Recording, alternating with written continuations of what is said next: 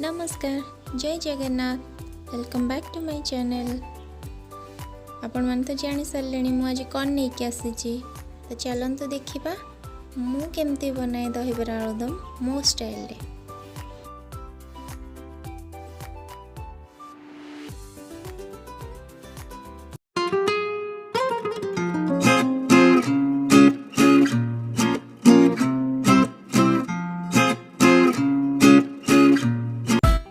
बिरी मु नहीं जाइए 2 कप ताको भलसे धोईकी परिष्कार कर देइछि।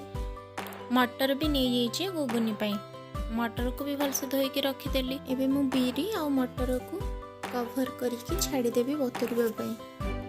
मु गोटे राति बतुरई थी मते सकाळे बनइबार थिला सेतिपाई। तापरे मु सकाळे बिरी को भलसे ग्राइंड करिकी फेणिकी भलसे फेणिबा निहाती दरकार नहले भलसे सॉफ्ट हबनी दहीबरा आमर। तो मुझे भलसे फेणिकी फर्मेंट हवा को छाड़ी देथिली। तो से टिके फुली जाइतिला घंटाटे परे मु सेथिरे टिके सुजी तापर स्वाद अनुसार लुण आ भेरसुंगा पत्र देकी मु ताको गोळेकी साइड करके रखीदेवी। एबे हमें गुगुनी पाई मटर आउ आलू को कुकर रे सिझे दबा। तो मु सेथिरे टिके लुण पके देछि तापर मु ताको बसे देबे से सिझी जिवो। 2टा सीटी आसे पई हम छाड़ी दबा।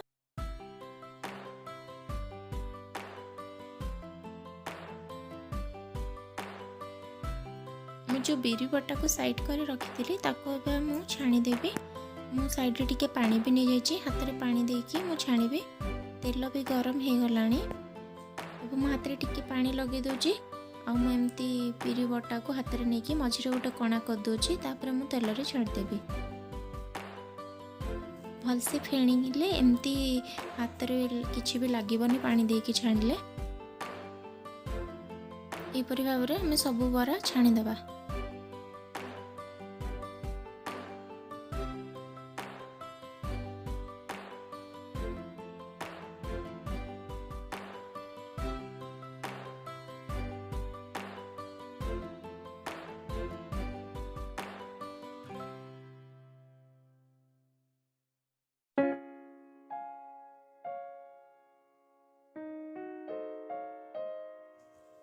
बरा को आम बेसी रेड करवानी एमती कलर थी काढ़ीदबा दहीबरा एमती ही ठीक काढ़ी ताकू मु डायरेक्ट पानी रे पके दूची। एमती सब मु छाणिकी पानी रे पके देबी।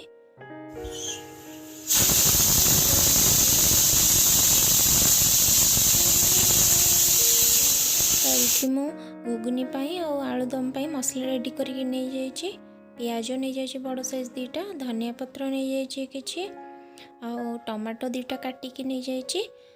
ता संगे मु अदा रसुण और जीरा और कंचा लंका एतिके मु पेस्ट करके नहीं जाइए।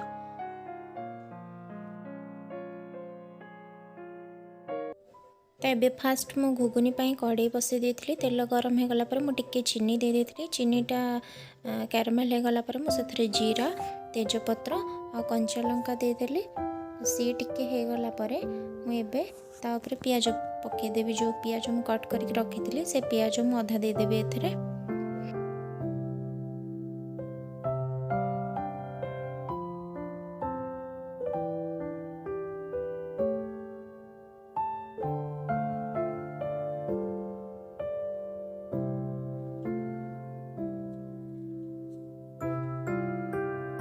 पियाज टिके कलर चेंज हो गला पर मुझे से जो पेस्ट करके रखी थी अदा रसुण से पेस्ट आ टमाटो एका संगे मु दे दोची।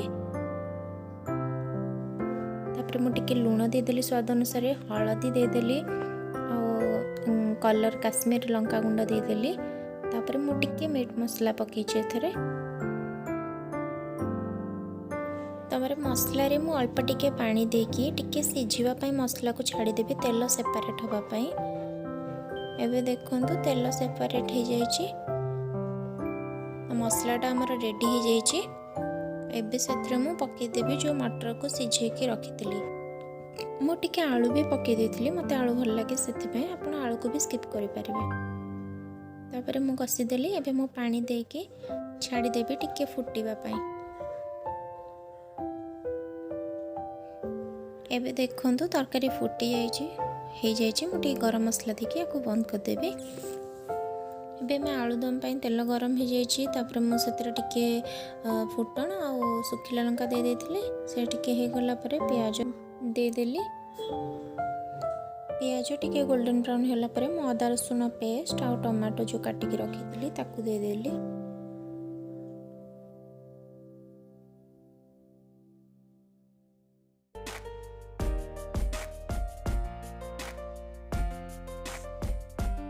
ଏବେ ମସଲାରେ ମୁଁ ଲୁଣ ହଳଦୀ काश्मीर रेड चिली पाउडर आउ अल्प टिके चिकेन मसला ताको सब मुझे एका संगे भलसे टिके मसला को हवापाई अल्प टिके पानी देके मु छाड़देवी मसला रू टिके तेल बाहर तेल बाहर जाता मु काटिक रखि आलू को से देती आलू आ मसला को भलसे कषिदबा।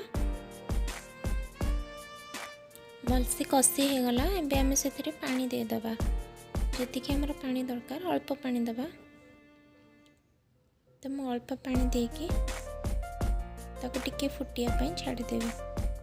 एबे देखंतु फुटी जाइए भलसे जी आमर ग्रेवी दरकार से भी अच्छी। एबे मु टिके गरम मसला देकी गैस रो फ्लेम को ऑफ कर देबी। एबे चलंतु दही बरा पे दही पानीटा रेडी कर दबा। मु 400 ग्राम पाखापाखी दही नहीं से जी पानी दरकार मु से पानी से दे देइछि। बरा को देखिए पानी मुझे जी बरा मोर बुड़ीकी रही दही तापर मुझे लुण दे देइछि। नॉर्मल लुण दे देइछि स्वाद अनुसार आउ टिके कला लुण भी मुझे पकईछि फ्लेवर पाई।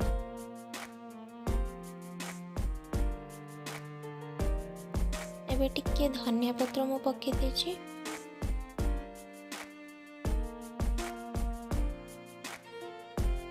भजा जीरा गुंड जोटा कि घरे बना वाला भाजी की जीरा गुंड से जीरा गुंड भी टिके दे देइछि।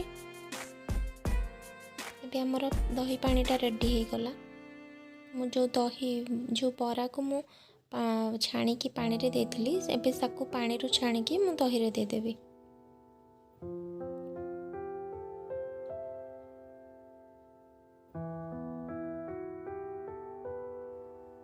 एबे चलंतु दही बरा रे गोटे छुंक दे दबा। गोटे छुंक पैन ने तेल नहीं जाइए तेल गरम हो गलानी मुझे पंच फुटण देदेवी। तापर मु भुर्सुंगा पत्र देदेवी।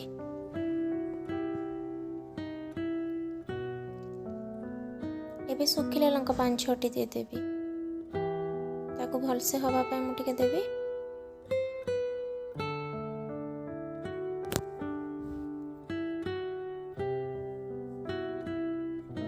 गोटे बहुत सुंदर फ्लेवर आसीबो दही बरा रे हमर। एबे रेडी हो गला हमर दही बरा आलूदम आ घुगुनी। केमते हेछि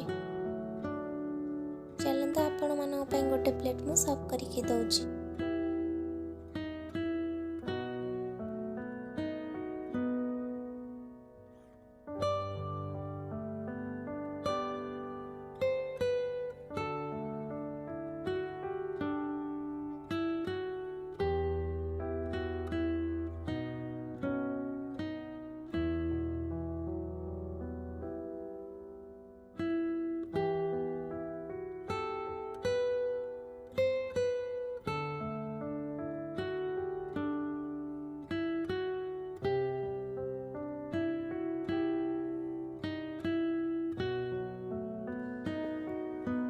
एबे दही बरार प्लेट रेडी हो जाइए। तो कहतु आपण मानक मो रेसिपीटी केमती लगिला। जदि भल लगिला तो गोटे लाइक करदेवे और फ्रेंड्स एंड फैमिली मानक संगे शेयर करदेवे। Thank you.